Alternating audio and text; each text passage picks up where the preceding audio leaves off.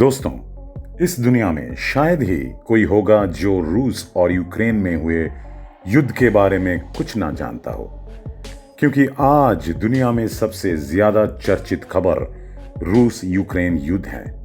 ये युद्ध अब इतना खतरनाक बन चुका है कि इस युद्ध के मैदान किसी भी समय तृतीय विश्व युद्ध का केंद्र बिंदु बन सकता है। लेकिन आज हमारी चर्चा का विषय रूस और यूक्रेन के बीच की युद्ध नहीं है, बल्कि आज के इस वीडियो में हम आपके सामने रूस के एक शक्तिशाली पहलू पर चर्चा करने जा रहे हैं, जिसके बारे में जानकर आपके रोंगटे खड़े हो जाएंगे। दोस्तों, क्या आप जानते हैं कि रूस ने इससे पहले जितने भी युद्ध लड़े हैं उसमें से किसी भी युद्ध में रूस कभी भी क्यों नहीं हारा है? कई लोग ये मानते हैं कि रूस अपने उन्नत हथियारों और आधुनिक तकनीक के कारण सभी युद्ध में अजेय है, लेकिन वास्तव में ये पूरी तरह से सही नहीं है, क्योंकि रूस अपने उन्नत हथियारों और उन्नत तकनीक के साथ साथ एक कुख्यात वार लॉर्ड का भी इस्तेमाल पूरी तरह से करता है, जो किसी भी स्थिति में युद्ध के पाठ्यक्रम को बदल सकता है। लेकिन इससे पहले कि हम इसके विवरण में जाएं, चलिए हम रूस के भूगोल के बारे में थोड़ी बात करते हैं। दोस्तों, रूस इस दुनिया का सबसे बड़ा देश है और इस देश के सभी प्रांतों में से एक प्रांत को चेचनिया या चेचन गणराज्य कहा जाता है।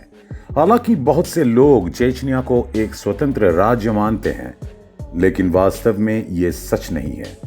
वास्तव में ये रूस का एक प्रांत है और इस प्रांत के सर्वोच्च नेता का नाम रमजान कादिरोव है।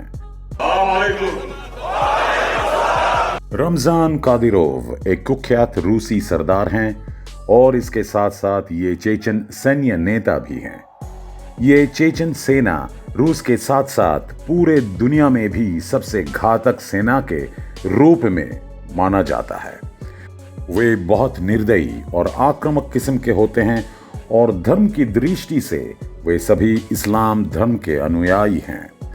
आज के इस वीडियो में हम रूस की इस कुख्यात सेना के बारे में चर्चा करने जा रहे हैं। तो चलिए दोस्तों, शुरू करते हैं हमारी आज की वीडियो।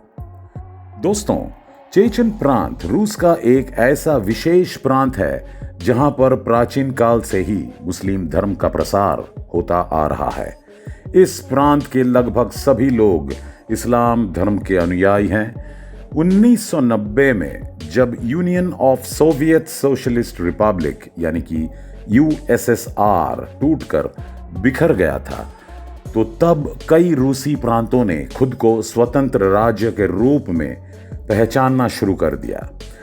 स्वतंत्रता की आग थोड़ी देर बाद ही सही, लेकिन चेचन प्रांत में भी जल गई। चेचन मुसलमानों ने 1994 में रूस के खिलाफ विद्रोह किया और खुद को स्वतंत्र राज्य के रूप में पहचानना शुरू कर दिया। लेकिन रूस ने भी इस विद्रोह को विफल करने के लिए कदम बढ़ाया था। सबसे पहले रूस को इस विद्रोह को दबाने के लिए पर्याप्त गति प्राप्त करनी पड़ी थी, क्योंकि चेचन मुसलमान अच्छी तरह से शिक्षित और मार्शल आर्ट में पर्याप्त कुशल थे। इसलिए रूस के लिए उनसे युद्ध जीतना इतना भी आसान नहीं था।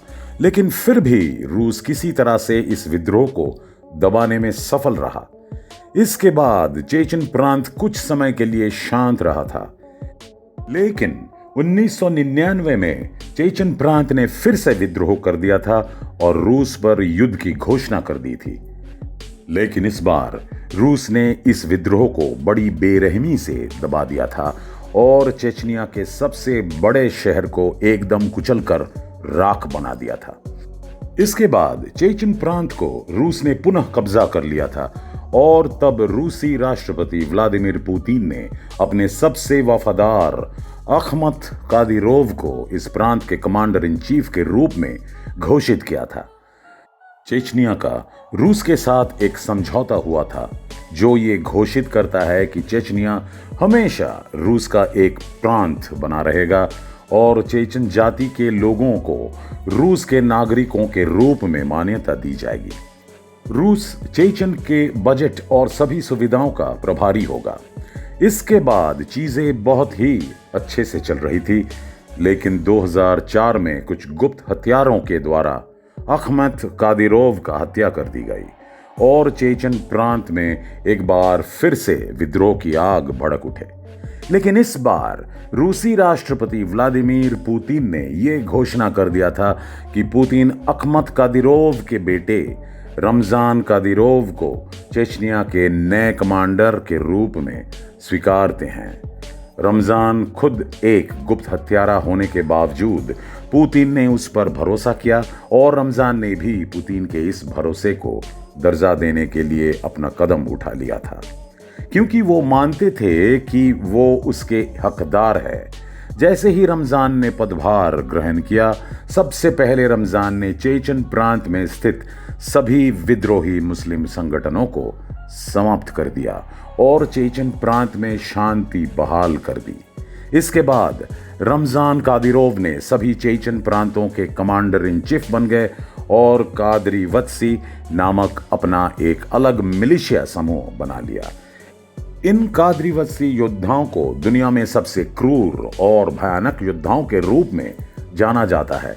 ये सेना एक बड़े शहर को पल भर में ही मलबे में बदल सकती हैं, लेकिन चेचन प्रांत में इतनी घातक सेना के निर्माण करने के साथ साथ रमजान चेचनिया को एक व्यावसायिक रूप से समृद्ध प्रांत बनाने पर भी हमेशा केंद्रित रहे और अब चेचन प्रांत हर साल केवल अचल संपत्ति के कारोबार में बहुत पैसा कमाता है।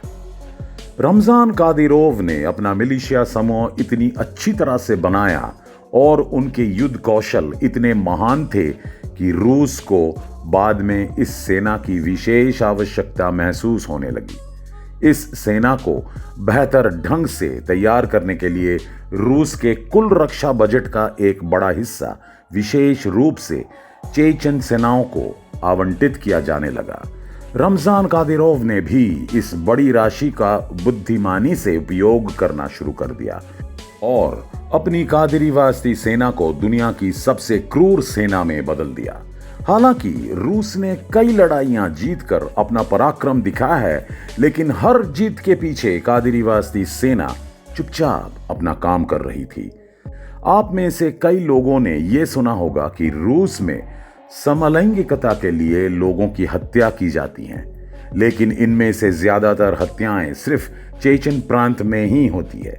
वास्तव में चेचन धार्मिक रूप से रूढ़िवादी है, इसलिए वे समलैंगिकता जैसी चीजों को बिल्कुल नापसंद करते हैं, जिसके परिणाम स्वरूप कई लोगों की मृत्यु हो जाती है।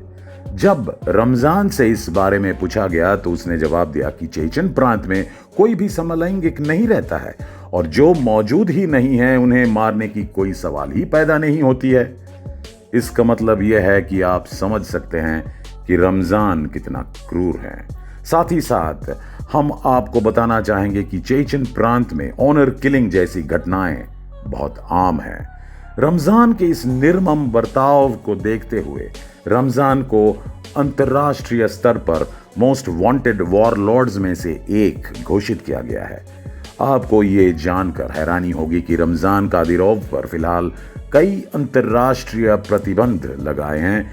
रमजान रूस के अलावा किसी और देश में नहीं जा सकता है, लेकिन उसे इसकी आवश्यकता भी नहीं है, क्योंकि जीवन में उसका एकमात्र लक्ष्य पुतिन के प्रति वफादार रहना और रूस की सैन्य को मदद करना है। भले ही रूस दुनिया के किसी भी हिस्से में किसी के खिलाफ युद्ध में शामिल हो, रूसी सैनिकों को अपनी जान गंवाने की कोई जरूरत नहीं पड़ती है, क्योंकि उनके लिए लड़ाई पूरी तरह से ये कादरीवास्ती सेना ही कर रही होती है। दोस्तों, आज करीब 12,000 कादरीवत्सी सेना रूस की ओर से यूक्रेन पर तैनात है और वहां पर वो लोग कितना तबाही मचा रहे हैं पूरी दुनिया खुले आंखों से देख रही है। आज का वीडियो बस इतना ही दोस्तों।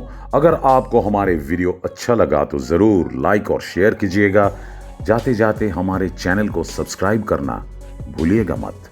मिलते हैं अगले वीडियो में, तब तक के लिए नमस्कार।